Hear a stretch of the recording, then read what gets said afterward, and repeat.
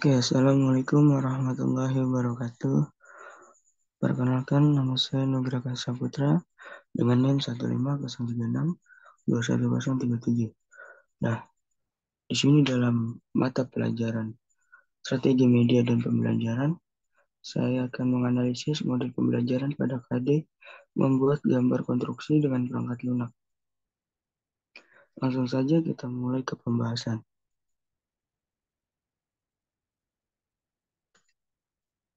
Nah, di sini yang pertama ada mata pelajaran yang ingin saya bahas yaitu aplik, dan kemudian ada materi yang ingin saya bahas yaitu gambar konstruksi bangunan sederhana, dan kompetensi dasarnya yaitu membuat gambar konstruksi dengan perangkat lunak. Nah, isi konten dari materi ini adalah yang pertama membuat layar, yang kedua menentukan skala gambar, dan yang ketiga menambahkan objek pada gambar. Nah, jadi karena KD saya membuat gambar konstruksi dengan perangkat lunak, jadi siswa harus mengerti dulu bagaimana cara menggambar sebuah bangunan di perangkat lunak. Nah, yang pertama itu ada step yang pertama membuat layar. Jadi sebelum kita membuat garis untuk menjadi sebuah bangunan, kita harus mengerti cara membuat layar dulu. Nah, membuat layar itu caranya adalah kita harus membuka folder yang ada di atas atau tools yang ada di atas dengan memencet Command LA. Dan yang kemudian yang kedua, menentukan skala gambar. Menentukan skala gambar sangat berguna sebelum kita membuat gambar konstruksi, karena skala gambar menentukan size atau ukuran dari gambar yang ingin kita buat. Dan biasanya setiap jenis gambar itu skalanya beda-beda. Dari detail itu skalanya lebih besar, yaitu 1:20. Nah, kemudian yang ketiga ada menambahkan objek pada gambar. Nah, yang ketiga ini cukup penting, yaitu menambahkan objek pada gambar. Nah, biasanya dipakai pada denah untuk seperti pintu, jendela, dinding, dan lain-lain. Nah, gunanya objek pada gambar ini memudahkan kita untuk mengetahui posisi-posisi dari objek gambar yang ingin kita gambar, dan memudahkan untuk owner atau si pelihat mengerti di mana posisi objek gambar pada bangunannya nanti. Nah, lanjut. Di sini ada model pembelajaran. Dalam mata pelajaran konstruksi dasar ini, saya menggunakan model pembelajaran project based learning. Kenapa saya pilih pembelajaran project based learning? Karena project based learning ini cocok digunakan dalam pembelajaran. Karena menurut Wagner, Sloat, dan William tahun 2013, model pembelajaran project based learning dilaporkan mampu melatih keterampilan abad 21 di era globalisasi. Melalui pembelajaran project based learning, peserta didik menggunakan kemampuan berkomunikasi dan keterampilan untuk menyampaikan gagasan atau ide, organisasi dan manajemen waktu, keterampilan berinquiry, keterampilan self-assessment dan refleksi partisipasi dalam kelompok, serta keterampilan leadership, menurut Fisher tahun 2010. Nah, jadi di sini project based learning sangat mendukung untuk mahasiswa atau peserta-peserta didik di abad 21 ini di era globalisasi. Ya, karena dari model pembelajaran project based learning ini, peserta didik dapat mengembangkan dirinya, menyampaikan ide dan gagasannya, dan juga dapat organisasi dan manajemen waktunya dengan baik. Dan juga dari project based learning ini, siswa atau peserta didik diberi keluasaan untuk bekerja atau untuk menyampaikan atau gagasan ide mereka dengan bebas. Dan juga mereka dapat mengembangkan keterampilan diri mereka atau self-assessment atau partisipasi dalam kelompok mereka. Serta keterampilan leadership, yaitu kepemimpinan. Biasanya dalam kelompok itu kan ada beberapa peserta. Nah, salah satunya pasti ada yang menjadi pemimpin di situ. Dan kemudian ada metode pembelajaran.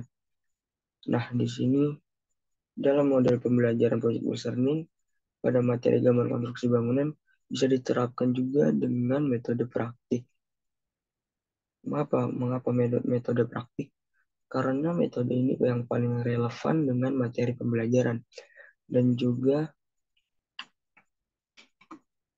memberi kesempatan kepada peserta didik untuk mendapatkan pengalaman langsung. Mendorong peserta didik untuk merefleksi atau melihat kembali pengalaman yang dialami. Penggunaan metode praktik langsung pada mata pelajaran prakarya. Nah, di sini Fatima tahun 2020 dia tuh menganalisis menguji coba apakah metode praktik ini dapat digunakan dan efektif dalam metode pembelajaran dalam model project based learning. Nah, di sini udah diuji oleh Fatima 2020. Nah, di sini katanya penggunaan metode praktik langsung pada materi pelajaran prakarya terhadap materi budidaya tanaman dapat meningkatkan keterampilan siswa. Hal ini dibuktikan dengan pencapaian hasil belajar siswa yang terus mengalami peningkatan, mulai kondisi awal yang hanya mencapai nilai rata-rata keterampilan sebesar 70,63 pada siklus pertama, sedikit meningkat menjadi 78,96 dan pada siklus kedua kembali meningkat tajam mencapai 86,88. Nah, di sini kata Fatimah tahun 2020 dia menganalisis atau menguji coba siswanya dengan menggunakan metode praktik.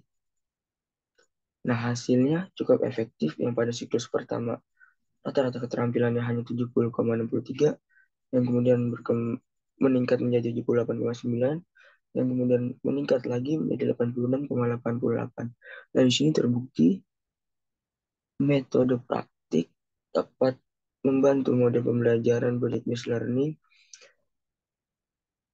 dan juga metode praktik sangat efektif juga diterapkan dalam model pembelajaran PJBL ini. Contohnya sudah diterapkan oleh Fatima 2020 dan juga project based learning metode praktik ini memberi keleluasaan kepada peserta untuk mengembangkan dirinya.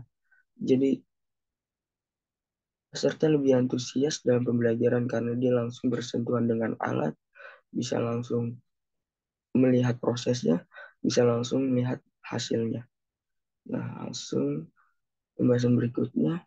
Nah, di sini selain metode praktik, metode tutorial juga bisa diterapkan dalam materi gambar konstruksi bangunan karena membantu peserta dalam memahami materi yang diberikan, serta peserta didik dapat mengerti langkah-langkah dalam materi membuat gambar tersebut. Kelebihan metode tutorial yang pertama itu mahasiswa memperoleh pelayanan pembelajaran secara individual, sehingga peserta mengalami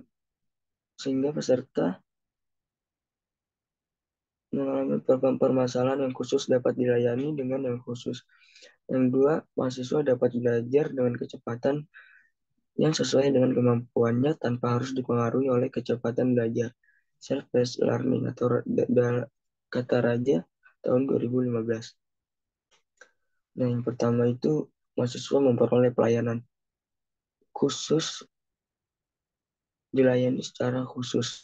Nah, metode tutorial ini sangat membantu sekali bagi peserta didik atau mahasiswa.